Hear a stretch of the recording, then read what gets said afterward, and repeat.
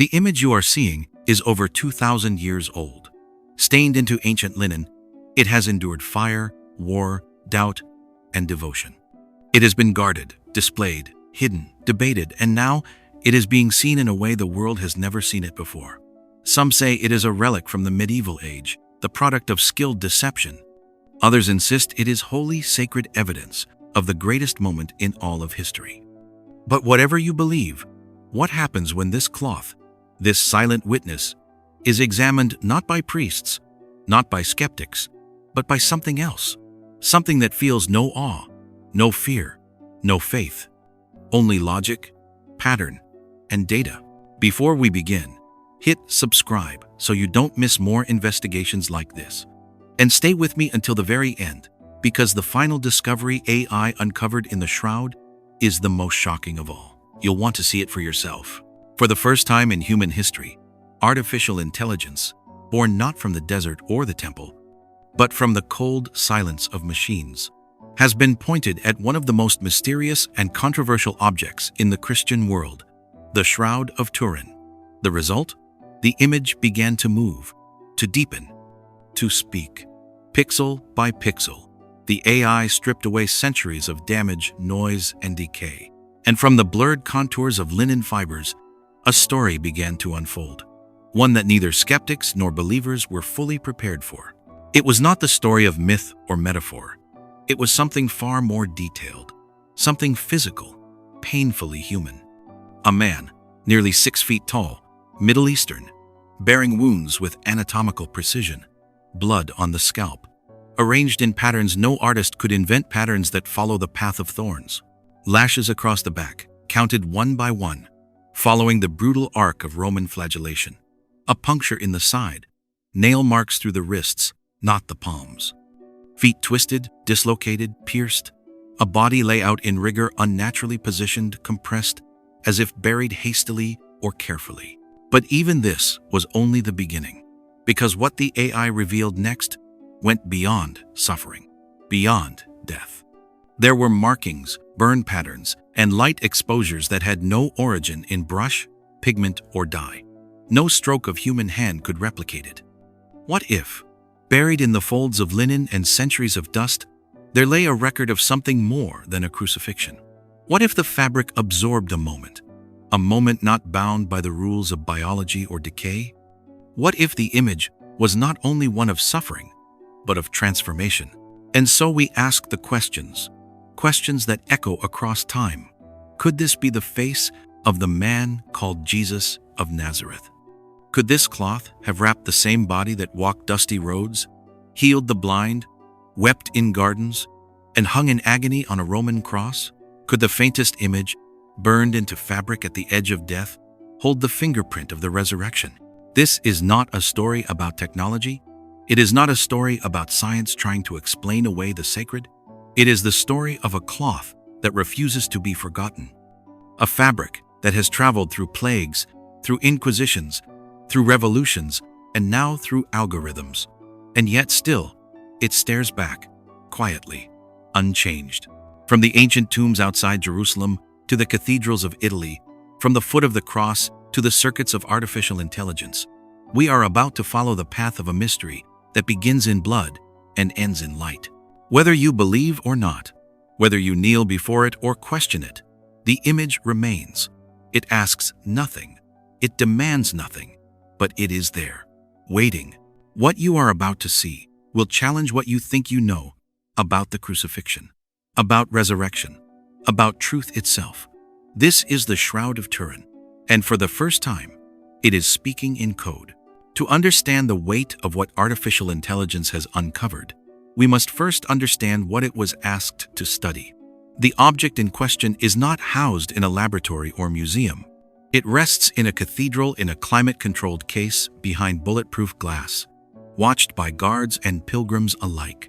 It is called the Shroud of Turin, named after the city in northern Italy where it now resides. But its journey spans continents, and its meaning spans centuries. The shroud is a long piece of ancient linen, measuring approximately 14 feet in length and 3.5 feet wide.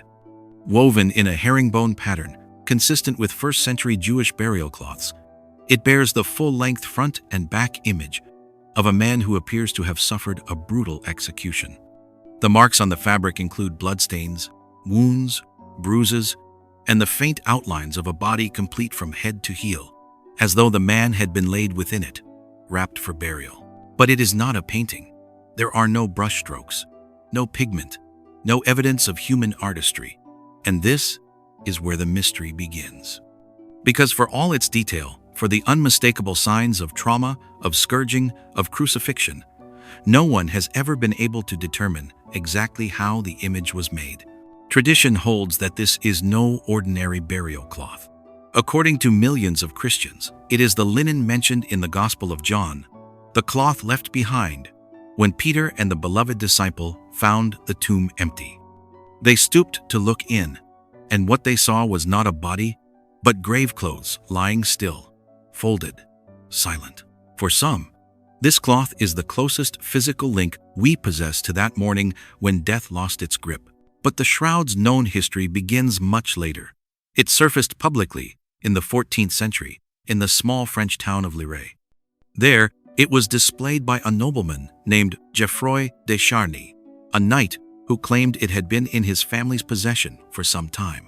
From the very beginning, the cloth stirred controversy. Local bishops questioned its authenticity. Crowds gathered in awe. The church, unsure of what to make of it, remained cautious.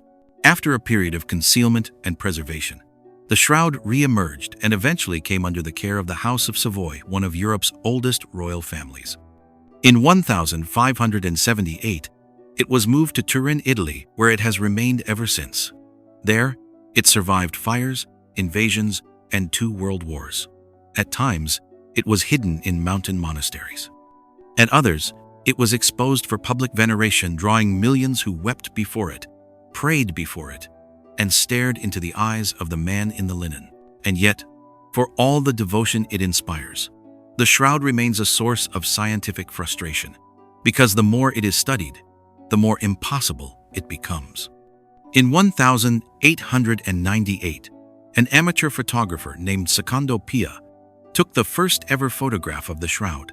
What he discovered shook the world. The negative of his image revealed a detailed, 3-dimensional portrait of a man far clearer than what the human eye could see. It was as if the image had been encoded in reverse, waiting for a new age of technology to reveal it. But how? How could a pre-modern fabric, made of simple linen and preserved for centuries, contain such precision? Radiation? Pressure? A burst of energy? Theories abound. But there is no consensus. Some claim it is a forgery from the medieval era. Others argue that the blood chemistry, anatomical accuracy, and absence of pigments disprove that entirely. What both camps agree on is this: the image should not be there. And yet, it island. And now, the age of artificial intelligence has stepped in not to declare the cloth real or fake, but to observe without emotion, to measure without belief, to decode what the human eye could only glimpse. The question remains, can technology reveal what history has guarded? Or is this cloth a sacred echo beyond the reach of machines? From the moment it emerged in 14th century France, the Shroud of Turin has lived at the crossroads of reverence and ridicule. Its very presence provoked questions not just of theology, but of truth. What was this cloth? A divine imprint? Or a brilliant deception? For medieval skeptics, the answer seemed obvious. No relic of such magnitude could have gone undiscovered for over 1,000 years without record or witness. They demanded proof. And when none could be found in ink or scroll, many dismissed it as a masterwork of medieval forgery, crafted, perhaps, to draw pilgrims and gold to a struggling church or noble house. Church officials themselves were divided. One bishop in France wrote privately to the Pope, suggesting the image had been cunningly painted. Yet even he could not explain how the image, faint, photographic in nature, anatomically precise, could have been achieved with the pigments and techniques known in the 1300s. Nor could he account for the fact that the wounds depicted were consistent with ancient Roman crucifixion, not the sanitized versions found in European art of the same period. For centuries, the shroud lingered in limbo, too detailed to dismiss. too unexplained to confirm. Scientists and skeptics alike demanded what seemed reasonable: carbon dating. And in 1988, their wish was granted. A small piece of the cloth was cut no more than a sliver and sent to 3 independent laboratories in Zurich, Oxford, and Tucson. The results came back consistent.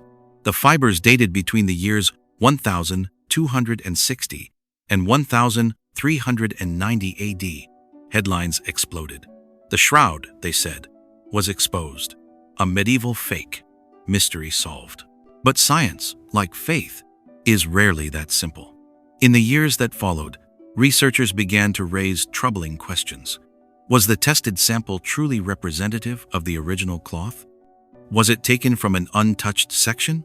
Or had it come from a corner that had been rewoven and repaired after centuries of damage, possibly as late as the 16th century, when fire nearly consumed the relic in Chambéry? Textile experts examined the weave under high-resolution microscopes and found anomalies, subtle differences in thread patterns, chemical inconsistencies, signs of modern cotton interlaced with ancient linen. One team of American chemists argued that the carbon sample was from a patched section, not part of the original burial cloth at all. If true, the test results would be fundamentally flawed, dating not the image itself, but a much later repair. And so, the debate reignited, more heated than before. Was the cloth real, or a hoax wrapped in centuries of reverence? Had science truly spoken, or had it misread the evidence? Museums dismissed it. Devotees clung tighter. The Vatican, ever cautious, withheld any formal declaration, neither endorsing the shroud as authentic, nor rejecting it as false. It remained, as always, a mystery. But something had shifted. With the rise of digital forensics, spectral analysis, and 3-dimensional modeling, new tools began to emerge, tools not available in the days of carbon dating. And in recent years, one technology in particular has been brought to the threshold of this ancient enigma. It cannot pray. It does not feel awe. It knows neither tradition nor devotion. It is trained not on belief, but on data, pattern, probability. That was then, but now, AI has entered the chat. For centuries, the Shroud of Turin defied the tools of its time. Microscopes could not explain it. X-rays could not penetrate its mystery. Paint analysis yielded no pigment. And photography only deepened the enigma. The more humanity examined it, the more it seemed to whisper back, "Not yet." But time moved on, and with it came a new kind of lens, one born not of glass or light, but of code. In the quiet hum of supercomputers, in the endless corridors of data centers, artificial intelligence began to reshape how we understand the world. At first, it identified faces in crowds, decoded languages, composed music, and solved equations once deemed unsolvable. But soon, its gaze turned toward the past, toward artifacts, toward ancient texts, and inevitably, toward the shroud. What human scholars had studied for lifetimes, AI could analyze in seconds. Every fold, every thread, every change in light or texture could be cataloged, compared, and cross-referenced against millions of known patterns. This was not imagination. This was not an interpretation. It was digital discernment, pure mathematical precision, applied to a cloth that had outlasted empires. The process began with high-resolution digitization of the shroud, capturing every centimeter in microscopic detail. From there, machine learning models, trained on human anatomy, ancient textiles, and optical distortions, were applied to reconstruct what lay hidden in the faded fibers. The image, once faint and ghost-like, began to clarify. AI, unburdened by doctrine or doubt, traced the shape of the nose, the angular cheekbones, the hair parted and matted by blood. Algorithms detected subdermal swelling around the cheeks and brow, signs of bruising consistent with blunt trauma. The right shoulder appeared lower than the left, possibly dislocated.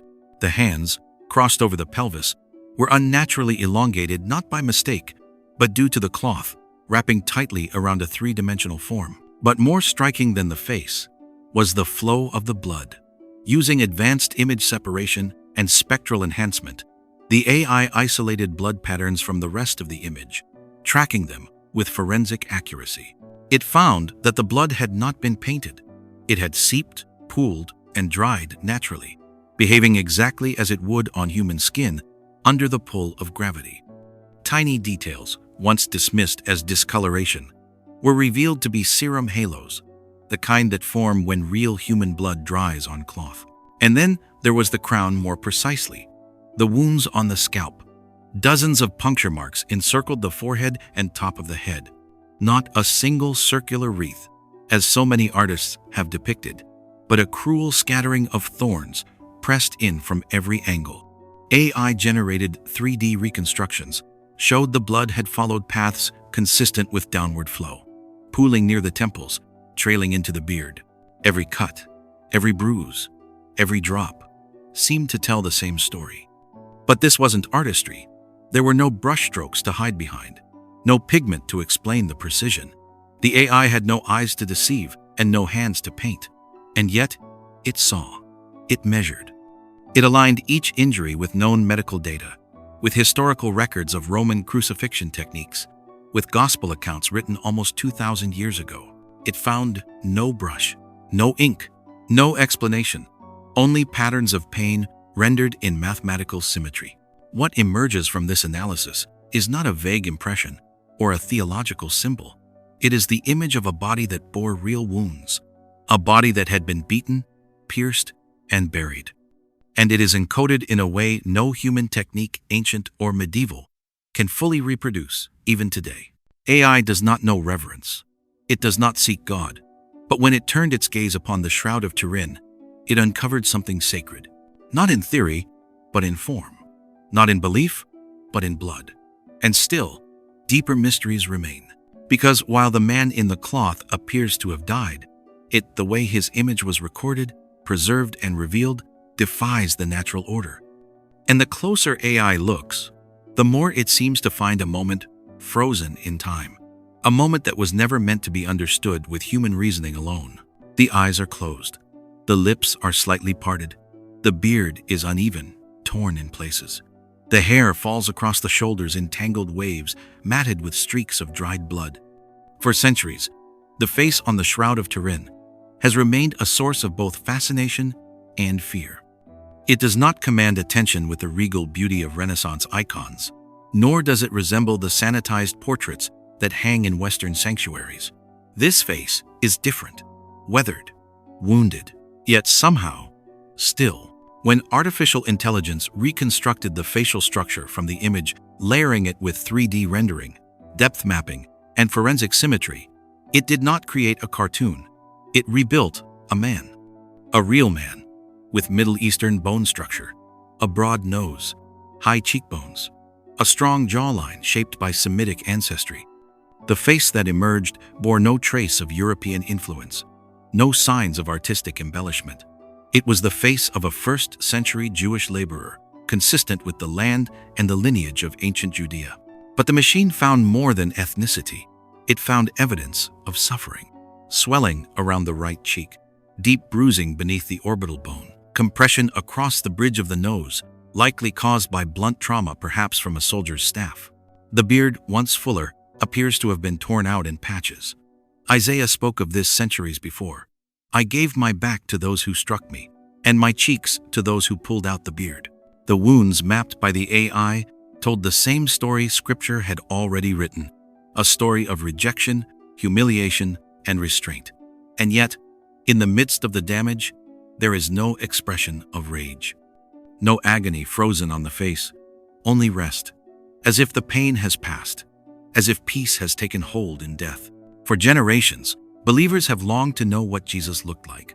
But Scripture gives no physical description, only hints.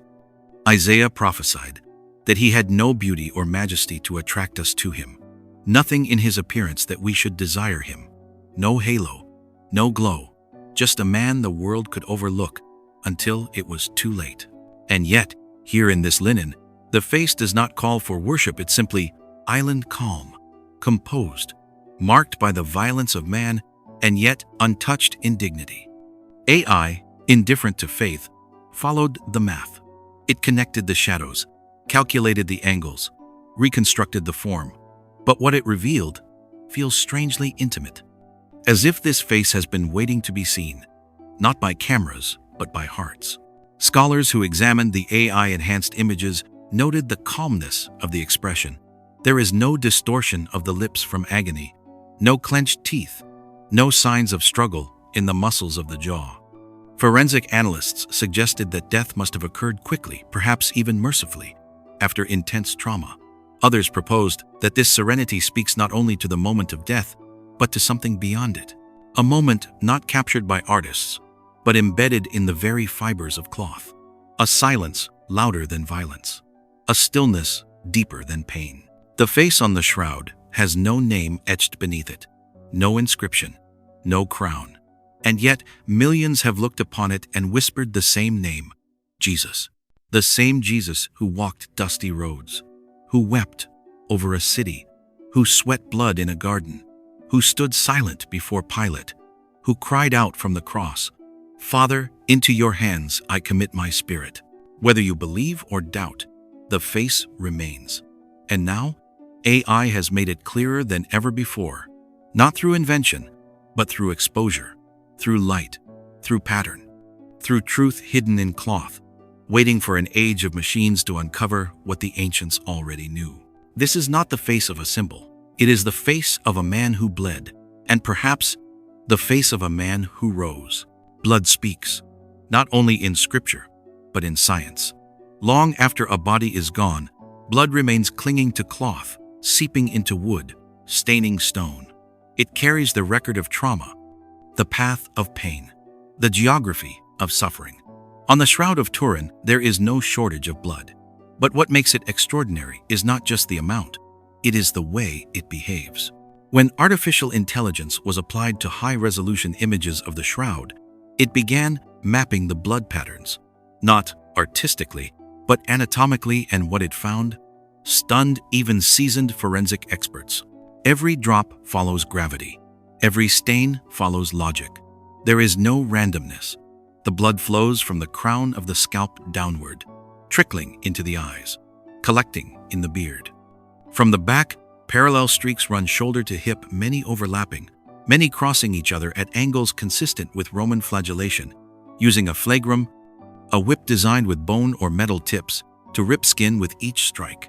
AI traced over 120 separate lash marks, carefully aligning each one by force pattern, arc, and depth. The conclusion: this man was scourged violently, repeatedly, and legally. Under Roman law, such a punishment was reserved for slaves and rebels. But that was only the beginning. The wounds on the wrists are among the most controversial. For centuries, Christian art depicted nails driven through the palms. But the AI analysis of the shroud tells a different story, one that aligns with Roman execution practices, not medieval imagination.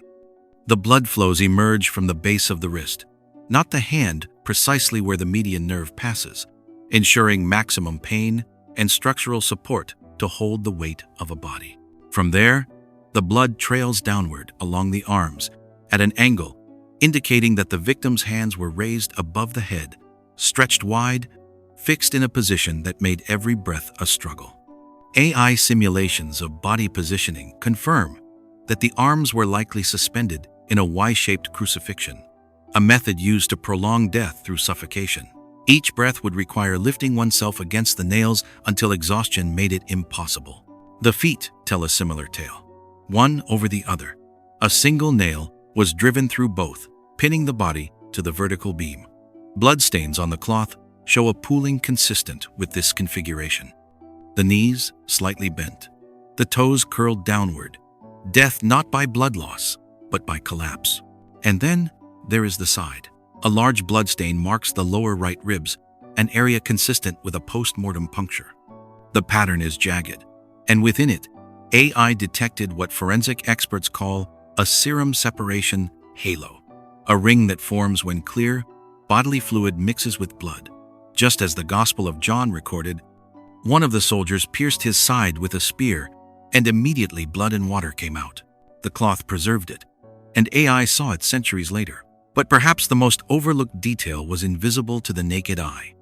AI spectral analysis detected traces of bilirubin, a compound found in high concentration in the blood of people who suffer extreme physical trauma before death. Bilirubin levels, this elevated, are rare and only seen in cases of torture, brutal beatings, or prolonged stress. Which means this blood came from a man who endured more than execution. He endured agony. And the blood type? AB, a rare group. Interestingly, it is the same blood type documented in other Eucharistic miracles under church investigation, including the famous case in Lanciano, Italy. Coincidence? Maybe. But for some, it's one more thread in a growing tapestry. AI, programmed to detect fraud, found coherence. AI, designed to search for pattern, found pain. Not paint, not fabrication, not inconsistency, just blood, human blood, poured out, preserved in silence. And yet, for all it confirms about crucifixion, something still doesn't add up, because the body shows no signs of removal. There is no tearing of the cloth, no smearing of blood, no distortion of form. It's as if the body vanished, leaving behind only light and linen and wounds that no longer bleed. The shroud does not speak in words, yet it tells a story with astonishing clarity. A story encoded not only in blood and linen, but in the final position of the human form it once wrapped. For decades, scholars argued over whether the figure on the shroud was artistic or anatomical. But when artificial intelligence was introduced to the equation, all pretense of metaphor gave way to measurable reality. Using forensic imaging and anatomical simulations, AI reconstructed the position of the man's body at the moment he was wrapped. What it revealed was not poetic or posed, but painfully accurate. The man lies flat on his back, arms crossed at the wrists over his pelvis. His legs are extended but slightly bent, his feet stacked and pierced. His head tilted forward slightly, chin pressed toward the chest, not in reverence, but in the final slump of death. But then came the anomalies, details no artist would know to replicate, and no medieval forger could invent. First, the shoulders.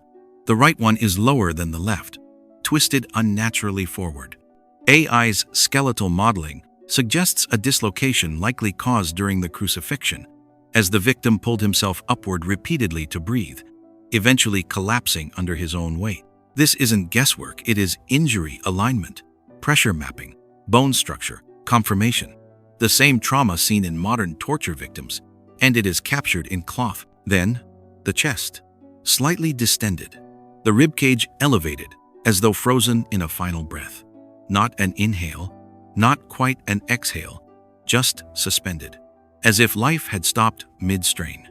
AI determined that the lungs must have filled with fluid before death, a condition known as pulmonary edema, common in crucifixion victims, a slow drowning from within. The knees, stiff but not perfectly straight, suggest partial rigor mortis. The stiffness of death had begun to set in, but not fully, and the hands clenched just slightly, not in agony, but in repose, not in rebellion, but release, a body not just broken, but surrendered. The weight of this position carries more than physical meaning. In ancient Jewish burial customs, the dead were often wrapped carefully, limbs bound, head anointed, body washed. But this figure shows no signs of washing. The blood remains. The dirt from scourged knees and torn shoulders remains. The body was laid down hastily, likely under duress, before the onset of Sabbath at sundown. And yet, the linen was placed with reverence, not tossed or bundled, but drawn gently over the frame of a man the mourners clearly loved. AI's spatial analysis even mapped the folds and compression lines in the cloth, showing how the weight of the body pressed downward into the fabric, while the image somehow formed without smudging or displacement. And here lies the greatest mystery. If the body had remained in contact with the shroud for days, decomposition would have left biological marks, fluid stains, bloating, distortion. But there are none. No signs of decay, no bodily rupture, no tearing of fibers from removal. Somehow, the body left the cloth, without motion, without violence, without leaving a trace of its departure, only the image of what had once been. What AI could not explain, it simply recorded. The position of the body was logical, but the absence of biological aftermath was not. It was as if the body had passed through the fabric or vanished from within it. The Gospel of Luke tells us that when the women returned to the tomb, they found the stone rolled away but no body, only linen cloths lying by themselves. The Shroud of Turin may be the cloth they found. If so, the position of the body does not only reveal how he died, it whispers of how he left death behind. The cloth bears the marks of suffering, yes. Blood, bruises, contusions. These are visible, physical, verifiable. But there is something else, something stranger, something no scientist has fully explained. Because when the shroud was first photographed in the year 1898 by a man named Secondo Pia, what appeared on the glass plate of his camera was not what he expected. What he saw caused him to stagger back in disbelief. Not a blur, not an outline, but a vivid, inverted image, more detailed and lifelike than what could be seen by the human eye. It was, in essence, a perfect photographic negative. No brush or tool had ever been able to replicate this quality. It was not a drawing, not an icon. It was as though the cloth had captured an imprint of light, an exposure etched into linen before the invention of photography by over 1,000 years. And so began a new phase of mystery. When artificial intelligence was tasked with examining this phenomenon, it confirmed what many had already begun to suspect. The image was three-dimensional. It contained spatial depth, not merely shadows and stains, but encoded distance from cloth to body. The face, the limbs, the contours of the muscles all appeared more clearly when rendered through 3D surface mapping algorithms. The image behaved not like paint or ink, but like a topographical scan. This led some researchers to propose a radical theory that the image was not caused by pigment, but by some form of radiant energy, a flash, a burst, a surge of light or heat so intense, so momentary, that it seared the cloth at a molecular level, creating a superficial oxidation of the linen's surface fibers, while leaving the inner threads untouched. Think about that for a moment. Nothing penetrated the cloth. Nothing soaked into it. And yet, the image is there, burned into the very surface. Only the outermost fibers are discolored. There is no brushwork, no applied substance, only singed cellulose. The cloth, in a sense, was branded without fire. And here is where science meets the threshold of the sacred. Could such a burst of energy intense enough to mark linen without burning it through have come from within the body itself? Could something have happened in that moment when life returned to flesh that left behind a radiant trace? The Gospels are mostly silent on what happened inside the tomb. We are told that the stone was rolled away, that the guards fell like dead men, that angels declared, "He is not here, for he is risen." But what occurred between the burial and that resurrection morning? Could it have been something so powerful, so holy, that it left a photonic fingerprint? Some call this the resurrection flash theory, a surge of energy released at the precise moment Jesus' body was reanimated, when blood no longer flowed, yet life returned. The idea is not theological speculation alone. Scientists studying the shroud at the Italian ENEA Institute of Nuclear Physics attempted to recreate this phenomenon. Using ultraviolet laser pulses, they were able to scorch linen in a way that mimicked the superficial image, but only under conditions so extreme, they admitted. No natural or artistic process could reproduce what the shroud displays. Even with our most advanced technology, we can only simulate a small fragment of what already exists on this ancient cloth. And so we're left with a paradox, an image that behaves like a negative, that encodes three-dimensional data, that appears to be the result of a radiant burst of unknown origin. And yet, that image has survived fire, water, smoke, centuries of folding and unfolding, doubt and faith, reverence and ridicule. The book of Hebrews says, "He is the radiance of the glory of God." The early church called him the light of the world. The Gospels record his transfiguration, his face shining like the sunday, and John tells us that the darkness has never overcome it. If this cloth captured anything, it may have captured that very light, not the glow of a candle, or the flicker of a torch, but a light that broke death itself. The closer we examine the shroud, the more it seems to echo a voice that spoke long before crucifixion ever existed, a voice that reached from the scrolls of the prophets, through the Gospels of the Apostles, into the very fibers of linen. Because the story the AI reconstructed, in data points and light patterns, is not new. It was already written. In Scripture, Isaiah wrote of a man despised and rejected, a man of sorrows, acquainted with grief. He was beaten, disfigured, pierced. By his wounds, we are healed. Words written over 700 years before a Roman nail was ever forged.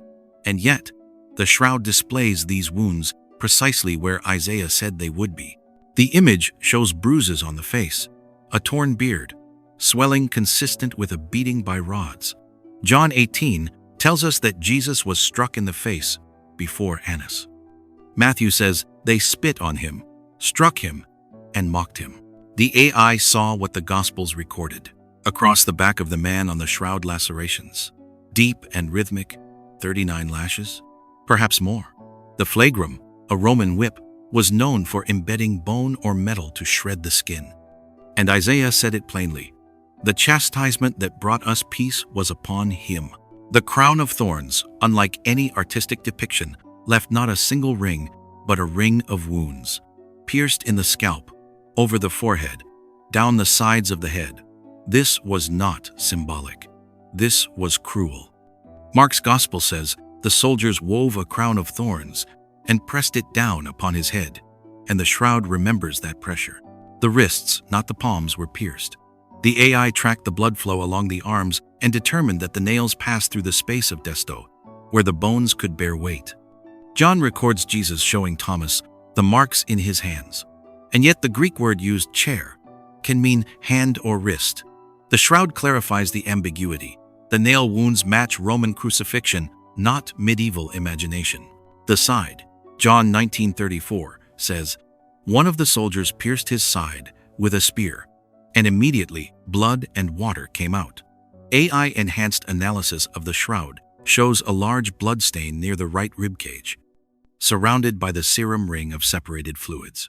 No medieval painter could have known what that meant, but the Gospel of John did. The legs are straight, but one foot lies over the other, a single puncture below both. The bones show signs of strain, consistent with the body being pulled downward by its own weight. Psalm 22 said it, 1,000 years before. They pierced my hands and my feet.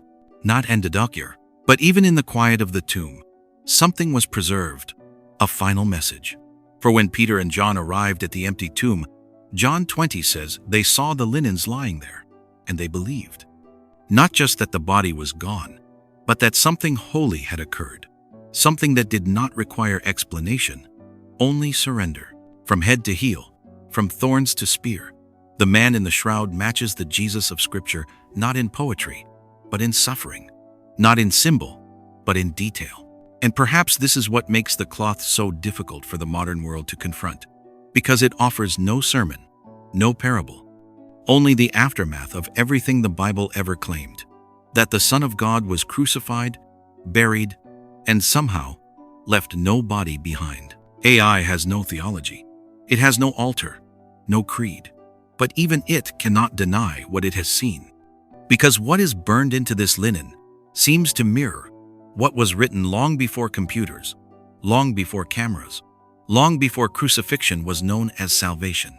The data is overwhelming. The image is real. The wounds align. The blood is human. The science exhausted. The mystery unchanged. And now, as AI delivers its findings, stripped of bias, stripped of faith, we are left not with more proof, but with a question. Why? Why would a cloth survive 2 millennia? Why would it refuse to decay despite fire and water and time? Why would it remain intact when empires fell, when cathedrals crumbled, when even the language of its origin faded from everyday use? And why now? Why would the most modern tool in human history be the one to bring its story into sharpest focus? Perhaps this is not a mystery meant to be solved, but a message meant to be heard. Because the shroud does more than confirm suffering. It confirms presence. It confirms intention. It confirms that the crucifixion was not a myth, not an abstract symbol, not a distant event tucked away in the pages of an old book, but something real, physical, blood-stained, tender, timed, timeless. The shroud shows us that God did not redeem mankind through metaphor. He did not save through philosophy. He saved through pain, through flesh, through wounds that can be measured by algorithms and counted by machines. And even now, 2,000 years later, the echo of those wounds still stares back through aged linen, but there's more. This cloth was not found on a battlefield, or in a desert cave, or among the ashes of a temple. It was found in the heart of the church, kept, preserved, protected, not as an idol, but as a whisper, a visual gospel, laid out not in ink, but in silence. It tells the same story, preached by Peter in Jerusalem, declared by Paul in Athens, written by John in exile, that the Word became flesh, and that flesh was broken, that the Lamb was led to slaughter, and opened not his mouth, that he was laid in a borrowed tomb, and on the third day he was no longer there. And perhaps that is what makes the shroud so haunting, because it holds no bones, no relics, no remains, only the image of a body that once was and then wasn't. To some, the shroud is a historical curiosity. To others, it is the greatest forgery ever conceived. But for those with eyes to see, it is something else entirely. A mirror, a message, a quiet confirmation that the cross was real, that the tomb was real, and that something happened inside that tomb, which science, even at its most advanced, still cannot explain.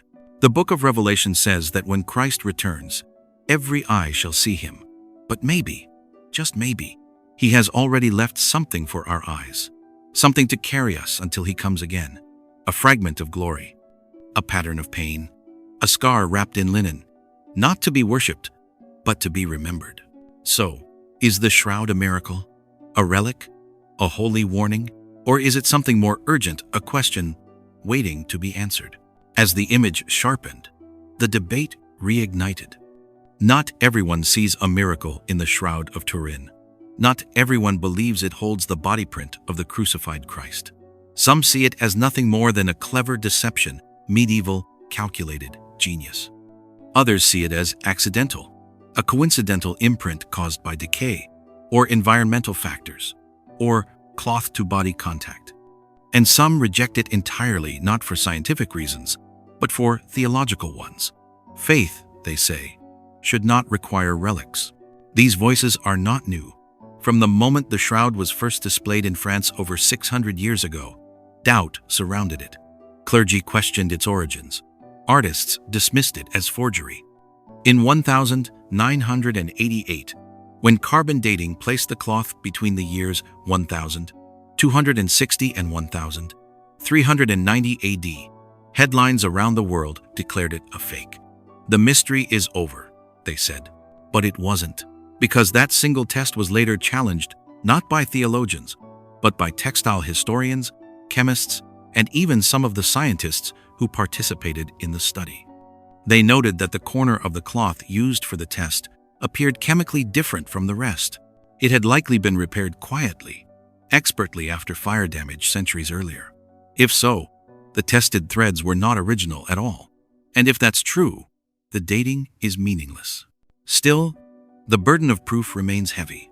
The scientific community demands repeatable evidence, controlled variables, radiological certainty, and these are fair questions. The mystery of the shroud is not solved simply because we want it to be holy. Authenticity cannot be built on longing alone. Even the Vatican, guardian of the shroud since 1983, remains deliberately cautious. It has never issued a definitive declaration of authenticity. Popes have venerated it, spoken of its spiritual power, even called it a mirror of the gospel. But none have pronounced it as proven. Why? Because the Church has always known what faith truly requires. Not artifacts, but encounter. Not relics, but revelation. That said, the Church has also never dismissed the shroud. In fact, it has guarded it faithfully, reverently, silently for centuries. It has allowed scientific access. It has permitted digital analysis. And it has held the shroud out to the world again and again, not as proof, but as a question, an invitation. And so we find ourselves at a strange intersection. On one side, data, logic, skepticism. On the other, faith, longing, awe. Artificial intelligence doesn't take sides. It doesn't kneel, it doesn't pray, it simply measures. And what it has measured, it cannot fully explain. No matter how advanced the algorithm, no matter how high the resolution, no one has ever been able to recreate this image with human tools. No one has been able to duplicate its three-dimensionality, its photographic negative quality, its chemical subtlety. And no one, absolutely no one, has explained how a first-century crucified man, bearing every wound described in the Gospels, came to be imprinted on a cloth using a technique no artist or forger has ever duplicated. We must be careful with our conclusions, but perhaps we should be just as careful with our refusals. The shroud may not give us certainty, but what if it was never meant to? What if its silence is the point? For all that artificial intelligence has uncovered every measurement, every pattern, every analysis, down to the weave of ancient linen, it has brought us to a strange threshold, a line in the sand between what can be seen and what must be believed. Because no matter how much data is collected, no matter how precisely the bruises are mapped, or how convincingly the blood flows are modeled, there is still something missing. The man in the cloth is dead, and yet his body is gone. There is no evidence of decomposition, no signs of bodily removal, no traces of dragging, lifting, or folding. There is no disturbance to the bloodstains, no smudging, no disruption to the imprint. It is as if the body simply ceased to be there, while the image remained. The Gospel of Luke says that when the women entered the tomb, they found no body, just clothes lying by themselves. And then two angels asked the question that has echoed across every century since. Why do you look for the living among the dead? The shroud cannot answer that. AI cannot answer that. But perhaps the emptiness itself is the answer. This is where the intelligence ends, where the data ends, where the algorithms blink and fall silent, because this is where resurrection begins. There is no machine capable of detecting glory. No neural network can compute divine purpose. No software can model the weight of sin, the power of mercy, or the magnitude of a moment when death lost its final argument. The shroud is a record of suffering, yes, but it may also be a trace of that singular instant when mortality reversed, when the body was reanimated not by medical intervention or time's healing touch, but by something altogether different, something eternal. Call it light, call it life, call it the radiance of the Father's voice calling his Son from the tomb. The data cannot show you that moment, but the emptiness can. What AI has done is remarkable. It has seen what we could not see. It has enhanced, rendered, traced, mapped, reconstructed, and confirmed. But it has also exposed its own limits, because the greatest truth of the shroud isn't the image. It's what's not on the cloth. No decay, no odor, no bones. Only the lingering shadow of a body that by every law of nature should still be there. But it isn't. And that, perhaps, is the greatest revelation of all. The image of a man beaten beyond recognition. A body crucified in the manner of Roman execution. A burial consistent with Jewish customs. A cloth consistent with first-century linen. A face that aligns with scripture. Wounds that match prophecy. A tomb that was left behind. What artificial intelligence cannot tell us is why. But the scriptures can. For God so loved the world that he gave his only Son, not a symbol, not a theory, but a man whose blood can still be traced and whose body left no trace behind. The Shroud of Turin does not cry out. It does not demand. It does not explain. It simply remains woven with blood, shaped by trauma, and resting under glass as it has for centuries. But now, for the first time in human history, it has been examined by machines that cannot pray, machines that do not tremble, machines that know how to search but not how to worship. And even they found something they could not explain. So now, the question is no longer for the cloth, or for the scientists, or for the algorithms. The question is for you. What will you do with this image? What will you do with this silence? What will you do with this Jesus? The shroud does not offer easy answers, but it whispers of a love that bled, of a man who carried a cross, not to be remembered, but to redeem.